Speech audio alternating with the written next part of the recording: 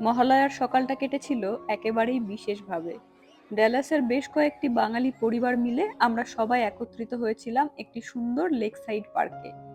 বহুদিন পর নিজের ভাষার এত মানুষের সাথে মুখোমুখি হওয়া, গল্প করা সত্যি ভীষণ আনন্দের। সকালের শুরুটা হলো তর্পণ দিয়ে।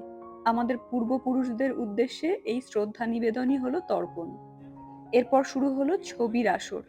লাল সাদা শাড়ি, সানগ্লাস আর খোলা চুল, এটাই যেন সবার সাজের বিশেষত্ব ছিল। গতদিনের বিভিন্ন খেলাধুলার বিজয়ীদের হাতে তুলে দেওয়া হলো মেডেল আর কাপ। পাশে আবার এক ভদ্রমহিলা নিয়ে এসেছিলেন পুজোর জন্য একেবারে মানানসই বাঙালি শাড়ি, কুর্তি আর গয়নার সংগ্রহ। পার্কের গাছপালার ফাঁকে ছায়াঘেরা এক জায়গায় আয়োজন ছিল সকালের খাবারের। মেনুতে ছিল গরম গরম লুচি, আলুর দম, ছোলার ডাল আর মিষ্টিতে স্পঞ্জ রসগোল্লা। সব মিলিয়ে হয়ে উঠেছিল এক দারুণ গেট টুগেদার। সত্যিই মনে হচ্ছিল বাড়ির বাইরে থেকেও যেন আমরা আমাদের সংস্কৃতি, আমাদের আনন্দকে একসাথে ভাগ করে নিতে পেরেছি।